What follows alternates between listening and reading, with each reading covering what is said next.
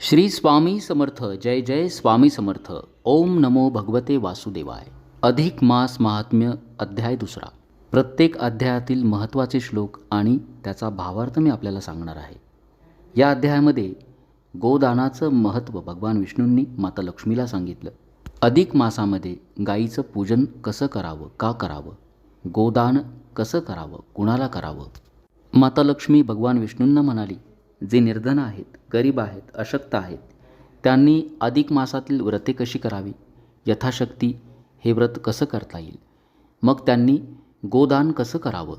आणि भगवान विष्णूंनी माता लक्ष्मीला गोपूजनाचं, गोदानाचं महत्त्व सांगितलं. श्री गणेशाय नमः. श्री सरस्वते नमः. श्री गुरुभ्यो नमः. जय सद्गुरुनाथ समर्था.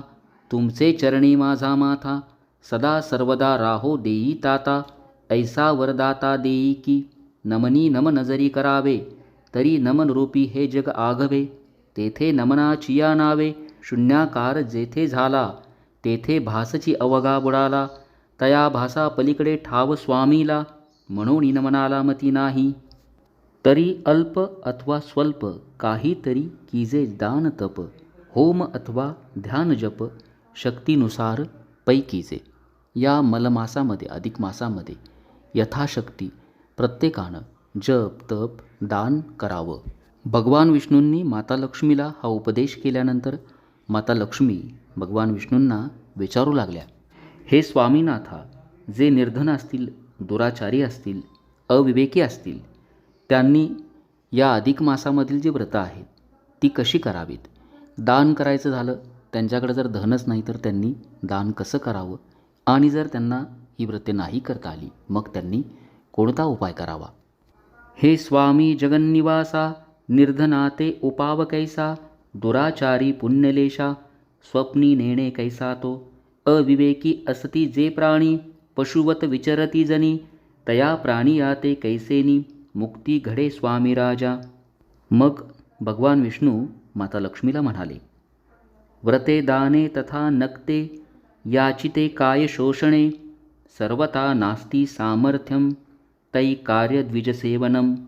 भगवान विष्णू म्हणाले, जर द्रव्य नसेल, जप तप दान करणं, दानधर्म करणं शक्य नसेल, अशा वेळेला साधूंचं, देवाचं दर्शन घ्यावं.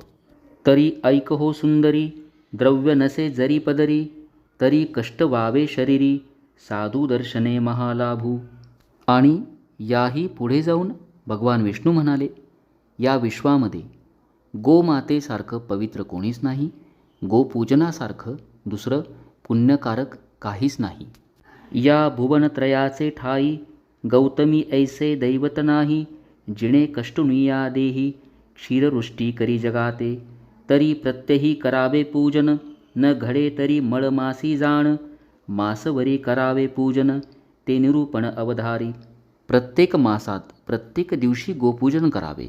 शक्य नसेल 3 वर्षातून येणारा जो मलमास आहे, अधिक मास आहे, अधिक मासाच्या प्रत्येक दिवशी किंवा जमेल त्या त्या दिवशी गाईचं विधिवत पूजन करा, तिला संतुष्ट करावं. गाईचं शेण, गोमूत्र, दूध सर्वश्रेष्ठ आहे. गाईच्या दर्शनानं, नुसत्या स्पर्शानं सर्व पापांचा नाश होतो. गाईचं दररोज पूजन करावं, तिला चारा, धान्य, गोग्रास खाऊ घालावा. तया घरी लक्ष्मी निवास, ठाव नसे रोग अपमृत्यास, निरंतर करी निवास, सदैव यशतोला आहे. ज्या घरात गाईचं अशा पद्धतीनं पूजन होतं त्याच्या घरामध्ये प्रत्यक्ष लक्ष्मी वास करते. त्याच्या घरामध्ये रोग, पीडा, अपमृत्यू यासारखी संकटे कधीच येत नाही. पुढे भगवान विष्णू म्हणतात, अधिक मासामध्ये भरपूर दूध देणारी सवत्स गाय दान दिल्यानं भगवान पुरुषोत्तम प्रसन्न होतात. हे दान कोणाला द्यावं? सत्पात्री दान असावं. संत महात्म्याला, ब्राह्मणाला दान द्यावं. ऐसे गौतमीचे पूजन करून, मग सुशील सपत्नीक द्विज बोलावून, तयाची पूजा अर्घ्य पाद्यादी करून, द्यावे दान तया प्रती. भगवान विष्णू म्हणतात, मग ही गाय दान करताना तिला उत्तम प्रकारे सजवावी, नटवावी, तिला चारा घास खाऊ घालावा, गोमाता म्हणून तिचं पूजन करावं, तिच्या गळ्यामध्ये घंटा बांधावी. संकल्पपूर्वक ही गोमाता ब्राह्मणांना सपत्नीक आपल्या घरी बोलावून त्यांचा मान सन्मान करून त्यांचं पूजन करून त्यांना दान द्यावे. आता धकाधकीच्या जीवनामध्ये आपल्यालाही माहिती आहे की गोदान सर्वांना शक्य नाही. अशा वेळेला काय करायचं? अधिक मासामध्ये आपण श्रद्धापूर्वक जिथे आपल्याला गोमाता दिसेल, गाय दिसेल, गाईचं पूजन करा. पूजन आपल्याला शक्य नसेल, फक्त दर्शन घ्या. शक्य झाल्यास गाईला चारा खाऊ घालावा. आणि फक्त अधिक मासातच नाही, संपूर्ण वर्षभर नेहमीच गोमाता आपल्या सर्वांची आई आहे. या गोमातेविषयी मनामध्ये श्रद्धाभाव ठेवावा, तिचं पूजन करावं. आपल्या हिंदू संस्कृतीमध्ये गोमातेला अत्यंत उच्च स्थान आहे. गौतमी विण न होय यज्ञ, गोक्षीरे विण न घडे हवन, पंचामृता विण न घडे पूजन, श्री विष्णू महाविष्णूचे जया घरी गौतमीचे पूजन, पवित्रतयाचे सदन, जेथे नसे सडा संमार्जन, जाणावे सदन स्मशानते. गाईचं शेण, दूध, गोमूत्र अत्यंत पवित्र आहे. ज्या विण कुठलाही होम यज्ञ संपूर्ण होत नाही, पंचामृताविना भगवान विष्णूंची पूजा पूर्ण होत नाही. ज्या घरात गाईचं पूजन नेहमी होतं त्या घरामध्ये कुठल्याच गोष्टीची कधीच काहीच कमी पडत नाही. आणि ज्या घरामध्ये गाईविषयी श्रद्धाभाव नसतो, पूजन होत नाही, ते स्मशाना समान असते. कुठलंही अधिक मासातील पुण्यकर्म करत असताना मनी श्रद्धाभाव ठेवावा, मात्र अहंकार धरू नये. थोडे करा अथवा फार, परी मनी न धरा अहंकार, तेणे मी तुष्टे सर्वेश्वर, वाहे भारतयाचा. आपल्याला जमेल तेवढं यथाशक्ती श्रद्धाभाव ठेवून अधिक मासातील व्रते करावी. भगवान विष्णूंची पूजा करा, दान करा, गोदान करा, गोपूजन करा, मात्र मनात अहंकार ठेवायचा नाही. ऐसी या गोपूजनाचे विधान, भावे करीती पूजोनिदान, तयाची यमयातना चुकोन, पावे सदन मोक्षाचे. यदर्थी संशय न धरावा, साक्षेपे श्लोक परिसावा, संमतेसी प्रत्यय पहावा, पद्मपुराणीचा पै. माता लक्ष्मीनी भगवान विष्णूंना मग एक शंका विचारली.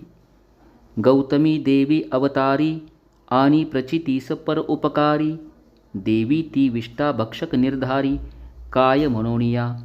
माता लक्ष्मी भगवान विष्णूंना म्हणाल्या, अशी ही जी गोमाता आहे परोपकारी आहे, पुण्यकारक आहे, सर्वात पवित्र आहे. मग ही विष्टाभक्षक कशी झाली, कोणत्या शापामुळे झाली, हे आपण कृपा करून मला कथन करा. तेव्हा भगवान विष्णूंनी माता लक्ष्मीला सांगितलं की एकदा ब्रह्मदेव आणि विष्णू कैलास पर्वतावर गेले. त्यांच्या दोघांमध्ये पैंज लागली. विष्णू ब्रह्मदेवास म्हणाले, आमचा मुकुट बघावा आणि लवकर माघारी जावं. ब्रह्मदेवाला सृष्टीकर्ता असल्यानं फार अभिमान होता. ते मुकुट शोधण्यासाठी निघाले. 7ही पाताळांचा त्यांनी शोध घेतला, 21 स्वर्गांचा शोध घेतला. त्यांना मुकुट काही दिसला नाही. त्यांची क्रूर बुद्धी जागृत झाली. धेनू आणि केतकीस त्यांनी पाचारण केले आणि भगवान शंकराजवळ साक्ष देण्यासाठी कैलास पर्वतावर त्यांना घेऊन आले. भगवान शंकराला त्यांनी नमन केलं. सदाशिवाचा मुकुट पाहून आपल्या दर्शनास आल्याचं त्यांनी धेनू आणि केतकीला सांगितलं. भगवान शंकराला शंका आल्यामुळं त्यांनी देवांची साक्ष घेण्याचं ठरवलं. तेव्हा देव गोमातेच्या पोटामध्ये लपून बसले.